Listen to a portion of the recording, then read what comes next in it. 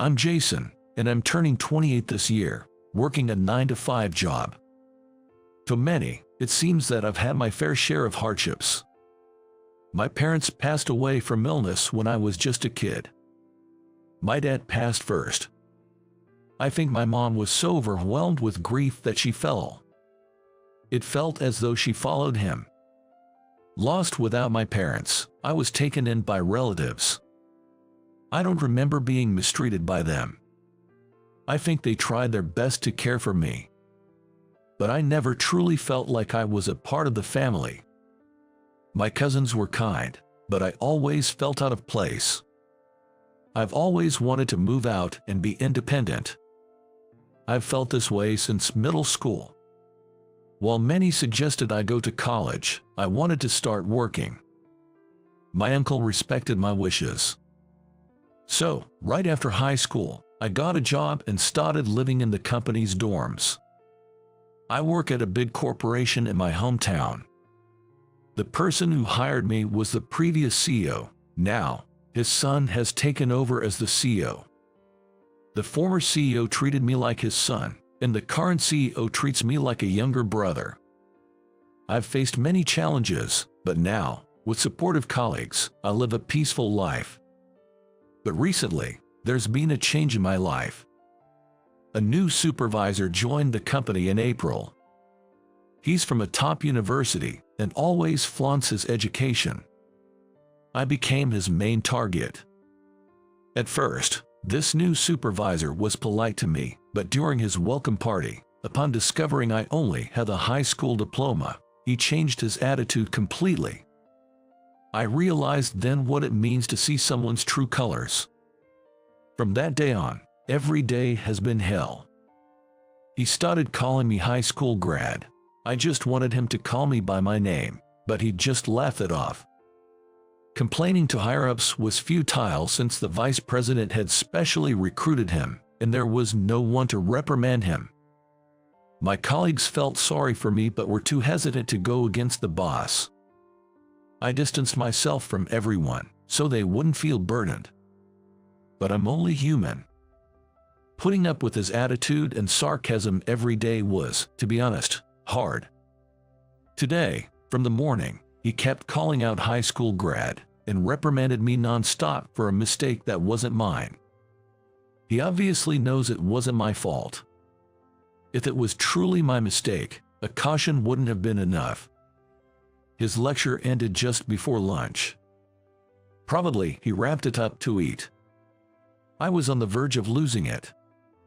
To cool down, I'd often go to the backyard of the office. There's a seemingly random yet well-maintained flower bed there that calms me. Every time I'm upset, I sit by the flower bed and take deep breaths. This spot was secretly introduced to me by the previous CEO when I just joined the company. Take deep breaths here to cope with life's challenges, he had said. But today, I was so irritated, I almost forgot his advice. I'd never do something like this, but today, the peaceful flowers swaying in the wind angered me.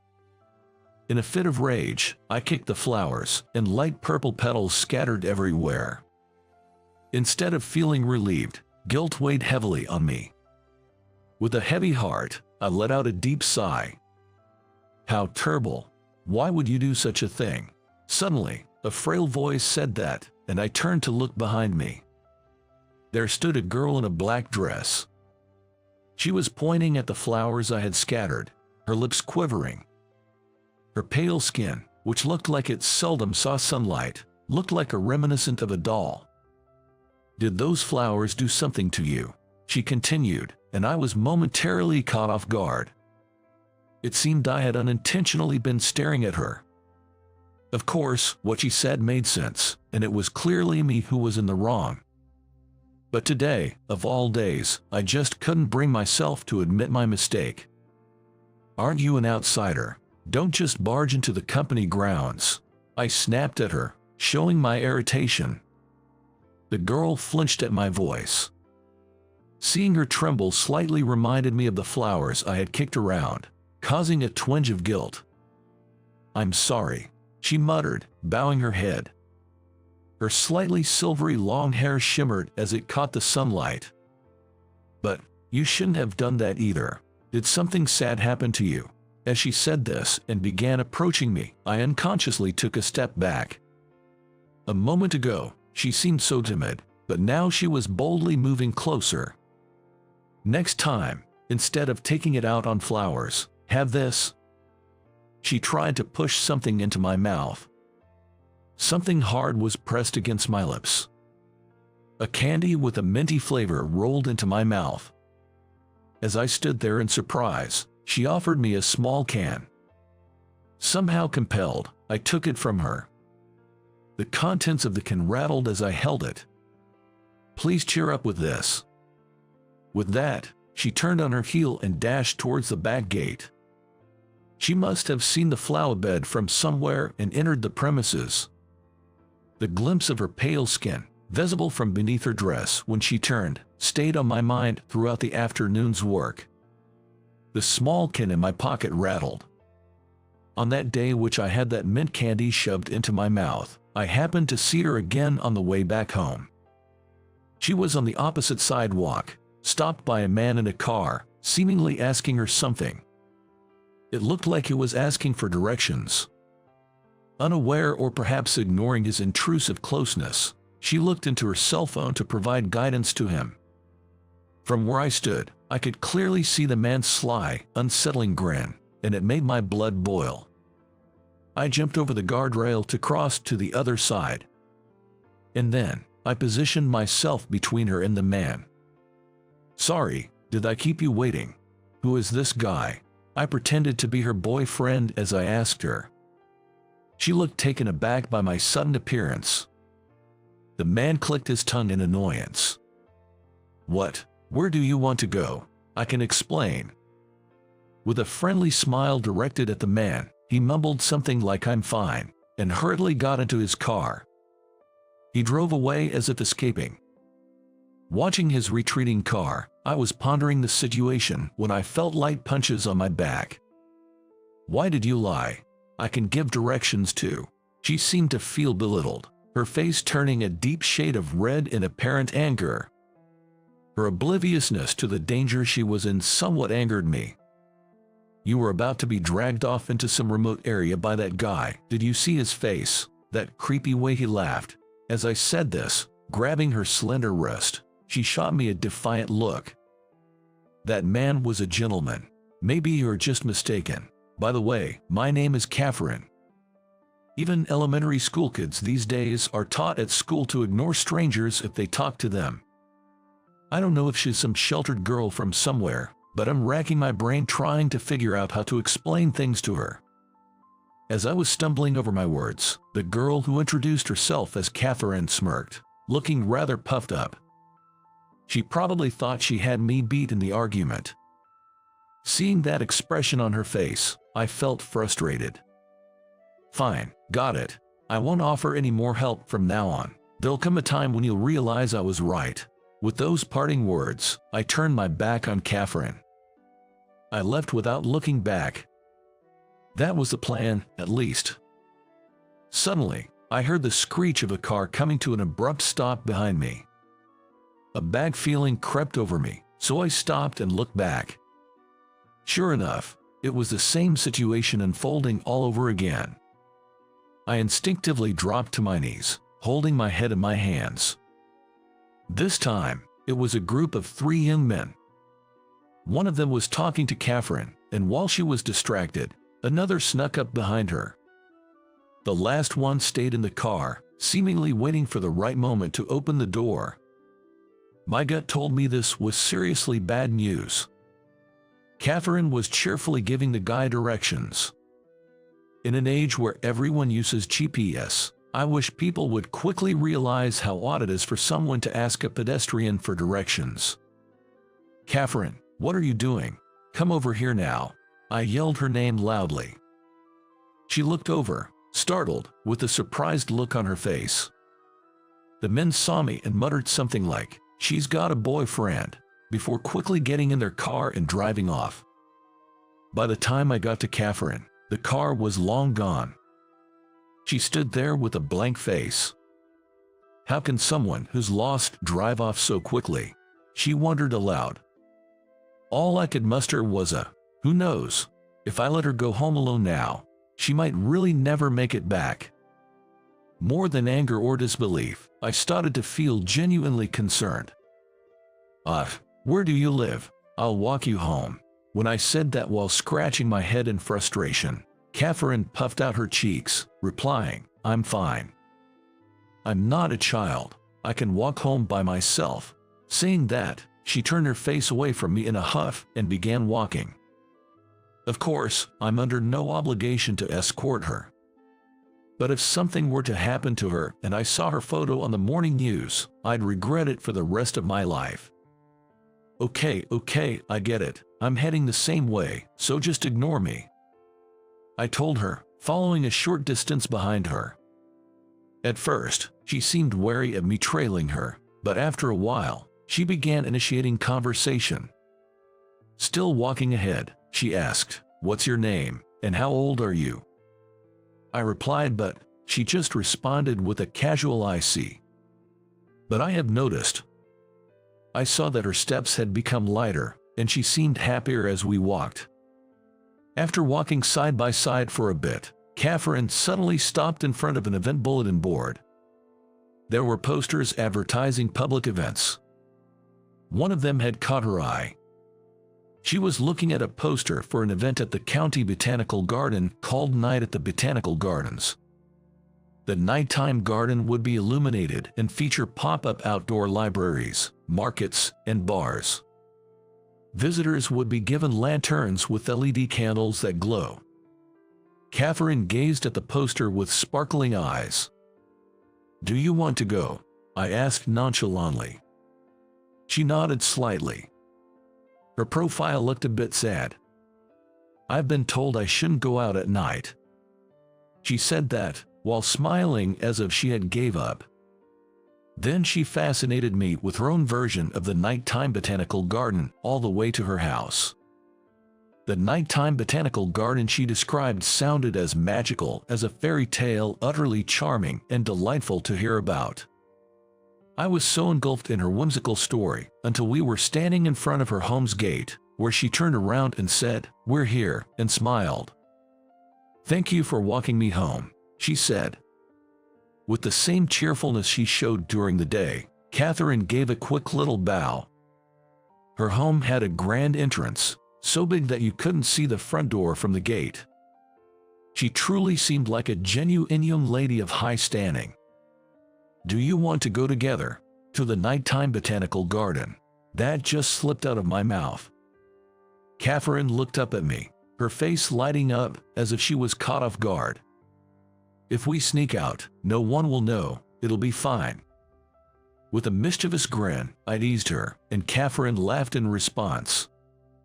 We then made a promise by doing a pinky swear. We decided to go on the last day of the nighttime botanical garden. And just like that, we shared a secret between us. Meeting Catherine was like a breath of fresh air for me. The next morning, the manager was on my case again, but I noticed I wasn't as irritated as before. Whenever I thought of Catherine's face and the cool taste of mint, I felt calmer. No matter how calm I seemed, the manager grew more and more infuriated with me. In the end, he banged hard on my desk. As he walked away, I could hear him grumbling, "That high school graduate." It looked rather comical. From the recent office gossip, it seems that he doesn't like colleagues come to me for work advice instead of going to him. Well, I've been with this company since I graduated from high school. I'm what you'd call a veteran here. Probably they find me more reliable than the new manager. Bragging about educational backgrounds tends to fade among adults. I began to feel a little sorry for the manager who's still clinging to that. A few days later, right after work, I headed to my apartment, changed into casual wear, and went to pick up Catherine. It was that time when the sun is just about to set. I called out to her from below the window of her room she had pointed out to me, just beyond the fence. Almost immediately, as if she had been waiting, her window opened. Catherine, spotting me, flashed a smile as bright as a flower and waved. She first tossed a small bag to me from her balcony. After that, Catherine leaned out from her balcony and deftly jumped onto a nearby cherry tree. She then skillfully made her way down to the top of the fence. When I spread out my arms, she jumped in with a joyful look. She had absolute trust that I'd catch her. It made me happy to know that. Gently, I held her with both arms and softly set her down on the ground. "It's like I'm a princess," she said. She gave me an innocent smile, making me blush. With a teasing tone, I said, "Let's go." Catherine cheerfully replied, "Okay," and followed behind me. The nighttime botanical garden was quite eventful, especially since it was the last day. There's supposed to be a live jazz band playing tonight. Catherine's eyes sparkled as she looks around the lit-up garden. When I tried to light the way with a lantern, she insisted on holding it herself. With little Catherine illuminating our path, we slowly strolled through the garden together. When our legs grew tired, we borrowed a book from the outdoor library set up on the lawn, and under the lantern's light, we leaned in close to look at photo albums of botanical gardens from all over the world. We got thirsty, so I bought some sangria and we toasted. Munching on small square sandwiches, we chatted about various things. I think the alcohol made me a bit loose-lipped. I found myself sharing personal stories with her, stories I wouldn't usually tell. About how both my parents passed away one after the other, and how I then grew up in a relative's home. About how eager I was to be on my own, and how I pushed my boundaries with my uncle. Though I'd never shared this with anyone, somehow I could open up to Catherine. Well, it's a kind of story you hear everywhere. I concluded my personal tale with those words. Somewhere along the line, I felt embarrassed and couldn't look into Catherine's eyes. I was startled to notice silent tears rolling down her cheeks. She was crying silently, without making a sound. "What's wrong? Stomach hurting?" She shook her head in response to my hurried query. "I'm sorry. I know you wouldn't want pity, and it's rude for me to feel bad for you, but I can't stop crying." I realized I couldn't do anything but surrender to the moment. Regardless of how I might resist, it would be futile. I'm drawn to Catherine. She's so naive and pure, holding on to secrets unknown to me. I don't mind. I'm not at all bothered if you feel sorry for me," I sincerely said. From that day on, Catherine and I became much closer. My personal life was great, but at work, my supervisor continued to give me a hard time as always. Lately, he's been nitpicking, looking for any mistakes I might make. If he can't find one, he tries to pin someone else's mistakes on me. Whenever he does that, he'd always say, "You are fired." Of course, it's impossible for him to fire me just on his own whim. Even a child would know it's just an empty threat. If I had remained calm, if I had held back, things wouldn't have escalated. That day, the supervisor was more persistent than ever. He kept probing, asking why I didn't go to college and digging into my personal life. "So, after your parents passed away, you got shuffled around relatives' homes. The typical sob story. Your parents probably lacked the will to live. Losers, I guess." He must have read my background. When I remained silent, he continued to mock my parents and relatives. "If it weren't for the insurance money, they wouldn't have been able to do anything for you." I'd held back for so long, but this was the last straw. Before I realized it, my smirking supervisor was on the ground. Clutching his cheek, it seems I had struck him. "Hitting your boss. Typical behavior for a high school grad, like an undisciplined stray dog." That's when I realized. The supervisor was provoking me by insulting my parents, just to get a reaction out of me. I had fallen right into his trap. I was suspended and confined to my dorm room until they decided on further action. I don't regret what I did. I wish I could have counted with words, but my overwhelming anger pushed me to act. If it turned out that I was the only one getting suspended, I wish I'd made a bigger scene. That's my only regret. Today is the third day of my suspension. On a weekday afternoon, the bachelor dorm is eerily quiet. After being comforted with a "you made a mess" by the cafeteria lady while eating lunch, I returned to my room to find my window pane making a sharp noise. When I listened closely, I then heard an even louder thump. I quickly opened the window, and right below, I saw Catherine, about to throw a fist-sized rock at my window. Hold on, that's crazy. I was more amused than shocked.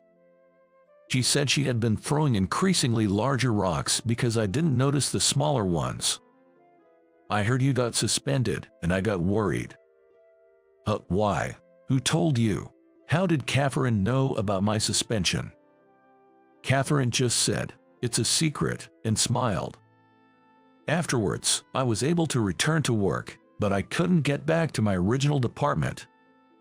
I was moved to a position with nothing but menial tasks, seemingly being edged towards quitting on my own. During this time, the CEO was on an extended business trip abroad, and all decisions were being made by the vice president, which wasn't ideal. The vice president was basically a puppet to the supervisor, easily manipulated. I was determined to stay, at least until the CEO returned. About 6 months after my transfer, something wonderful happened in my personal life. Catherine accepted my marriage proposal. I know it might seem too soon, but I wanted a family of my own. I couldn't imagine anyone but Catherine by my side.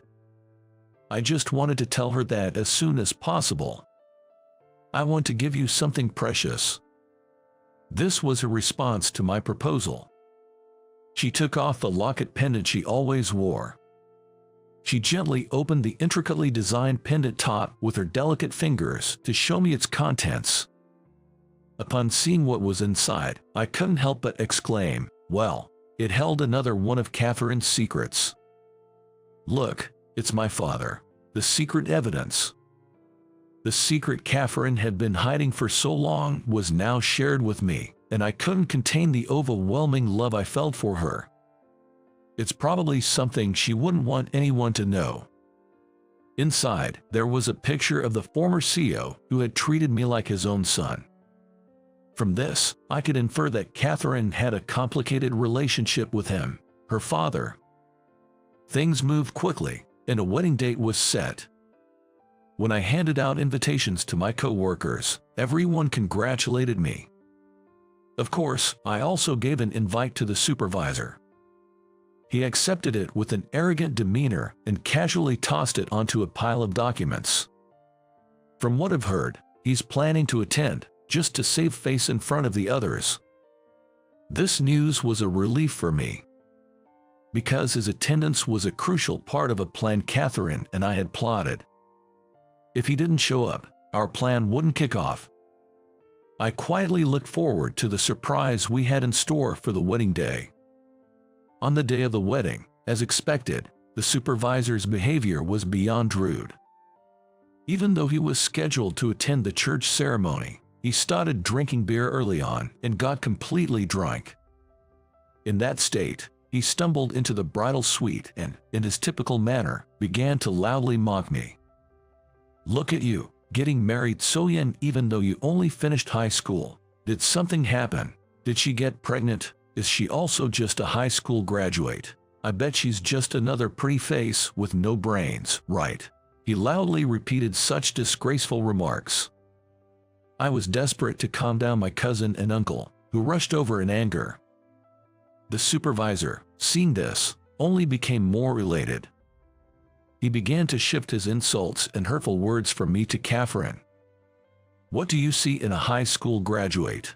Oh, are you the one bringing home the bacon? Right, any girl will do if there's money involved," he said, peering into Catherine's face with a vulgar laugh. "The nerve you have is astounding. How dare you speak to my sister that way?" An unexpected voice thundered, The atmosphere in the room shifted instantly with the sudden appearance of the CEO. The supervisor was dumbstruck, his mouth agape. Catherine looked up to the CEO and softly called him Big Brother. As it turns out, the CEO and Catherine are half-siblings. The CEO is the child of a previous marriage, while Catherine seems to be a child he had out of wedlock. The former CEO deeply loved Catherine's mother and reportedly neglected his own wife, who he had been in a somewhat arranged marriage with. That's likely the reason the siblings were not very close. To act so rudely on my sister's big day, can't you see you're tarnishing your own reputation? The CEO said. Next to the supervisor, who had turned a deep shade of pale, the vice president seemed to have lost all color as well. It was the supervisor he had personally recruited who was now causing the scandal. He likely realized that he bore some responsibility for this blunder. It's a misunderstanding. I'm the victim here. He assaulted me. You shouldn't be blaming me, the supervisor exclaimed, his words becoming more and more erratic. The CEO, clearly infuriated, told him, "Go home and await disciplinary action." That voice sounded chillingly cold, as if it echoed from the depths of hell. And so, our modest revenge plan, by Catherine and me, came to an end.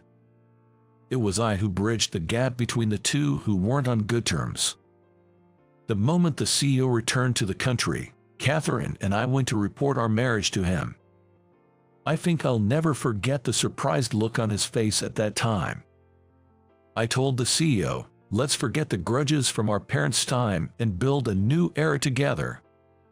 He, who had always doted on me like a younger brother, probably never imagined I'd marry his half-sister, Catherine. "Jason, from now on, you're truly my brother. On behalf of our father, I ask you to take care of Catherine." The CEO deeply bowed, and Catherine hugged him, repeatedly saying thank you and I'm sorry. Finally able to share words she'd always kept inside, Catherine joyfully grabbed both my arm and the CEO's, smiling gleefully. A year passed since our wedding day. One day, Catherine approached me, clearly excited about something. It seemed like she was hiding something behind her back. "What are you hiding?" At my inquiry, Catherine unveiled a flyer with a playful ta-da. It was an advertisement for a nighttime botanical garden. "We're going again this year, right?" Catherine looked at me, eyes sparkling with anticipation. "Of course, and next year, and the year after. Let's make it our tradition," I replied. Catherine nodded, her face full of happiness. I was stunned by a shocking truth and became dazed. Out of the blue, she blurted out to me, "I just can't be without you." Cutting me off, she looked straight into my eyes. Her gaze conveyed a strong determination. Her expression was pure seriousness. "My name is Kevin. I'm a 27-year-old graphic designer. Currently, I work for a major design company, handling various tasks like designing posters and book covers. Despite I graduated from a vocational college 3 years ago, I won a design contest with a poster which landed me a job at this company. Until then, I had been freelancing, but after showing off my award-winning design, I miraculously received a job offer. The poster I submitted in the contest had a mermaid theme and was titled Mermaid Princess. It depicted a deep-sea mermaid swimming up towards the surface. The design transitioned from dark to light colors, creating a feeling of hope, which was highly praised by the judges. I have a strong attachment to this Mermaid Princess work as it was a turning point in my life. A job at a major company allowed me to be involved in various projects and led to fulfilling days. However, I had one concern. It was my boss, Director Bob. "Kevin, the font color doesn't match the background. Redo this flyer's design. From my perspective, who have studied at a prestigious art college, navy is better than blue in this case." Saying so, Bob threw the flyer at me. Thinking here we go again with his nitpicking, I replied, "Got it," and immediately turned to my computer. Director Bob had graduated from a renowned art college, and thus held immense confidence in his taste and education. For that reason, he clearly didn't like the fact that I, a mere technical college grad, joined the same company midway. Just like now, he always nitpicked at my works, suggesting to change the color or switch the motif from flowers to stars, and demanding numerous revisions. Of course, as a designer, my goal is to produce better works. But the tricky thing with Bob was that he often changed his feedback. As expected, after I switched the font color from blue to navy and presented it, Bob ordered another revision. You know what? Blue was better. No hard feelings, but artists go through many iterations to create masterpieces. This will be a great learning experience for you, as you have not properly studied at an art college. Saying so, Bob handed back the flyer with a sneer. Feeling the malice from Bob, I once again replied, "Understood," and ended up working overtime that day. With all the overtime work and the way I was being treated, I was starting to feel down. But I genuinely love my job as a graphic designer, and I also wished to become a designer who would someday earn Bob's respect. But man, I sure could use some emotional support. Late at night, after finally finishing up, I felt a pang of sadness while heading home on the last train. Looking back, when I was freelancing, I was always busy due to financial constraints. In such a situation, romance was out of the question, and since my college days, I had always been alone. But someday, I'd like to get married. I thought, maybe now is the time to take some action. However, as I was suddenly driven by that urge, I was still unsure how to proceed since I had been away from dating for so long. So, the next day, I decided to seek some advice from my cousin, whom I regard as my elder brother, John. When I called him, John suggested, "If you're up for it, I know a woman I'd like to introduce you to. She's a 26-year-old freelance illustrator and a friend of my wife." An illustrator? I'm intrigued. If she's okay with it, I'd definitely like to meet her. Thus, through John, I got a chance to meet this woman. We planned to have a matchmaking date at a cafe lounge in a week. The woman's name is Catherine. I got to see her picture on a phone, and she was a beautiful lady with long flowing black hair. Despite I'm not that good looking, I showed Catherine my picture through John, and thankfully, I seemed to be within her acceptable range. Now, all that was left was to meet in person. Nervously anticipating our meetup the next day, I received an unexpected call at work. Suddenly summoned by Director Bob, I wondered what was up. Entering his office, Bob, with a smirk, began. "Kevin, I've been thinking of transferring you. The official notice will be out in 2 weeks. Start preparing for your new location so you will be able to begin working in a month." "Wait, you are transferring me?" Caught completely off guard, I was taken aback. The branch office he referred to was also known as the dumping ground for sidelined employees, infamous for hardly getting any design work. Why would I, who can handle designs at the main office, suddenly be transferred to that branch?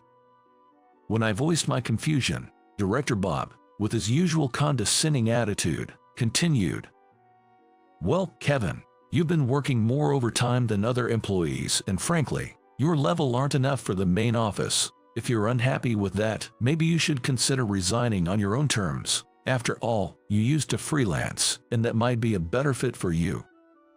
His words made his true intentions crystal clear. Bob's plan was to pressure me into resigning by forcing an undesirable transfer. For me, if I was to be transferred to a branch where hardly any work comes in, it would probably be best to leave the company. Feeling the unfairness in Bob's actions but knowing arguing would be futile, I simply responded, "Understood. I'll submit my resignation form," and quietly left his office. I had always put in effort, hoping for recognition from Bob.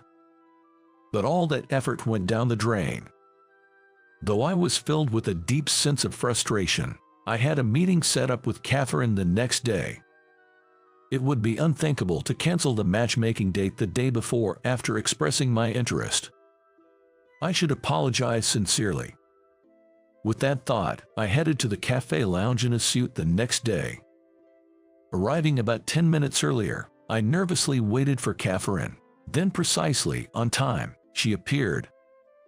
Wearing an elegant gray dress and carrying herself gracefully, Catherine looked even more beautiful than in her photos. My heart began to race upon seeing her, but I had to tell her the truth. Although, before I could say anything, with a warm smile, Catherine started introducing herself. "Sorry to keep you waiting. My name's Catherine. I'm really looking for you. I'm so sorry. I have something I must apologize for today." Seeing me bow and apologize as soon as we met, Catherine was visibly taken aback. "The thing is, just yesterday, my boss ordered me to transfer to a branch office. The real purpose behind this is to push me to resign. So, in about a month, I'll be going back to freelancing. I'm truly not in a position to date anyone right now. I sincerely apologize for initiating this meetup only to bring you such news." Upon hearing the details, Catherine responded calmly. I had thought anyone would be rightfully angry if they heard such things during a matchmaking date, so her reaction was quite surprising to me. "Is that so? That must have been tough. Thank you for being honest with me." No, I'm so sorry." And so, we just had one cup of coffee and then went our separate ways. Honestly, I wanted to talk with her more and was curious about the type of illustrations she creates. But with my future job becoming uncertain, it might not be the right time for a relationship. I probably won't get another chance to meet such a wonderful woman like her. With such lingering feelings, I headed to the office the next day and was again summoned by Director Bob.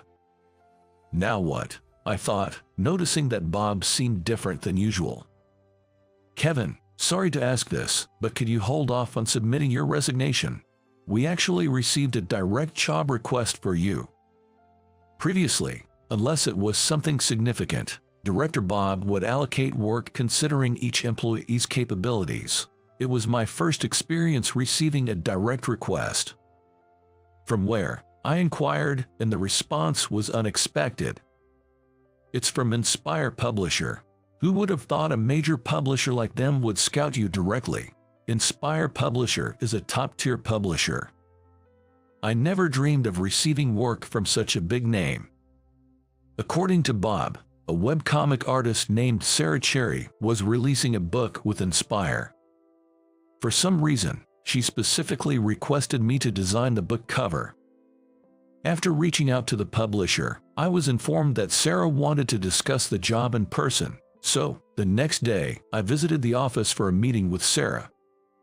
I had intended to submit my resignation, but this unexpected job offer felt unreal. First, I should check out Sarah's work for the design. So, I went online to look at her creations and was immediately captivated by her world. The gentle color palette of her illustrations was very endearing and soothing. But her work wasn't just cute. Sarah's drawings vividly conveyed everyday moments of wonder, making it understandable why she has so many fans. I wondered, what kind of person is Sarah? With anticipation for the next day, I headed to the publisher's office and was led to the meeting room. But the moment the door opened, I was shocked. It was Catherine, the woman I had just met for the matchmaking date. Caught off guard, I managed to say, "Could it be, are you Sarah Cherry?" With a smile, Catherine nodded. "Yes, I work as an illustrator under the name Sarah Cherry." I knew Catherine was an illustrator, but I had no idea she was Sarah Cherry. In astonishment, I slowly said, "But Catherine, are you sure I'm the right fit? I'm the only one in my company with a vocational school degree. There are many more skilled designers out there. I specifically want you." Cutting me off, Catherine looked at me straightly. Her expression was full of seriousness. She then shared, "Actually, I've been following your work for years. Ever since I saw your mermaid princess in the poster contest, I've been a fan. You've known my work. I'm honored. I couldn't believe that Catherine had recognized my work from 3 years ago. She continued. 3 years ago, I was in a slump, not producing much, but when I saw your mermaid princess, I was deeply inspired. The mermaid's desire to escape the dark sea and reach the shore where her prince awaited resonated with me. I felt that as long as I persisted like that mermaid, I would eventually see results. Your work inspired me to persevere.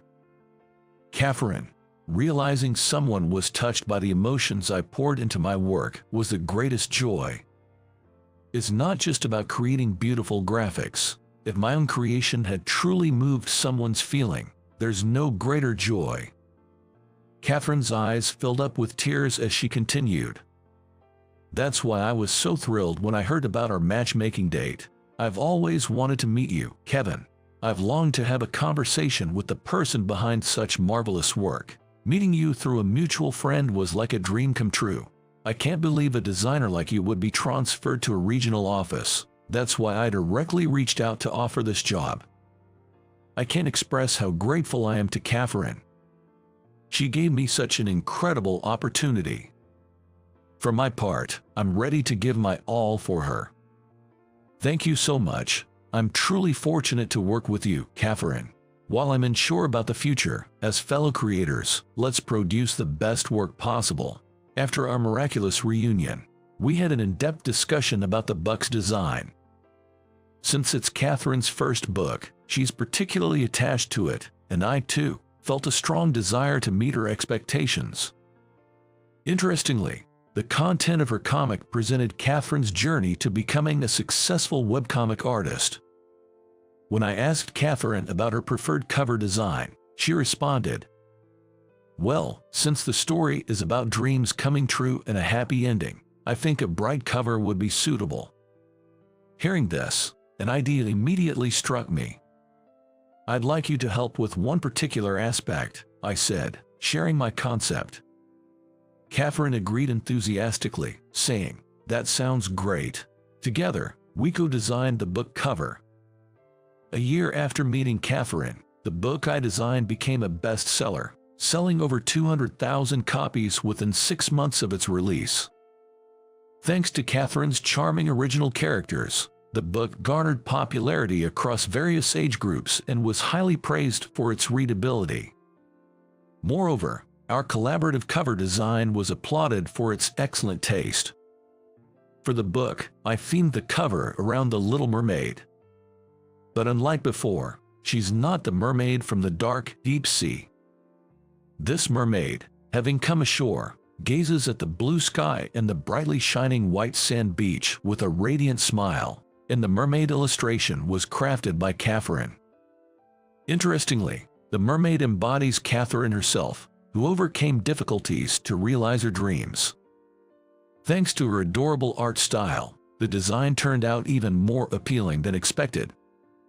Moreover, representing the mermaid scales with holography was admired as being innovative by the publishers, and since then, I've been receiving direct job offers from Inspire Publisher. At this rate, as the director, there was no way they could transfer me to a rural branch office, so the idea of my transfer was cancelled. Surprisingly, this episode led Bob to reassess his previous attitude. "Kevin, I read the book you designed, and it was truly impressive. Not just a pretty cover, but it perfectly aligned with the world of the comic, creating an entire universe. I feel ashamed for previously emphasizing academic credentials so much." Perhaps it's his genuine passion for graphics that made him recognize and appreciate the effort I poured into the design. I've always been aware of his profound skills in art and design. "There's so much I've learned from you over the years. No matter what, you'll always be a designer I deeply respect." Upon hearing this, Bob, for the first time, showed a gentle expression. "Thank you, Kevin. Your words truly mean a lot to me." While I had reconciled with Bob, there's more good news. To everyone's surprise, with the book's publication, Catherine and I began dating. As we collaborated professionally, we came to recognize each other as irreplaceable in both work and personal life. We continue to inspire each other in our work and maintain our relationship. And now, 6 months later, Catherine is publishing another book, so we're teaming up once more for the cover design. What design should we go for this time? How about this? I quickly sketched a scene of a wedding ceremony featuring a bride and groom. Why the sudden shift from a mermaid to a wedding scene? Well, once the mermaid, fascinated by the sea, comes ashore, wouldn't she want to marry her prince? Catherine blushed and laughed. You do realize that mermaid represents me, right? Yeah, so can I propose to be the prince? The mermaid who saved the drowning prince. Indeed, Catherine is my very own little mermaid.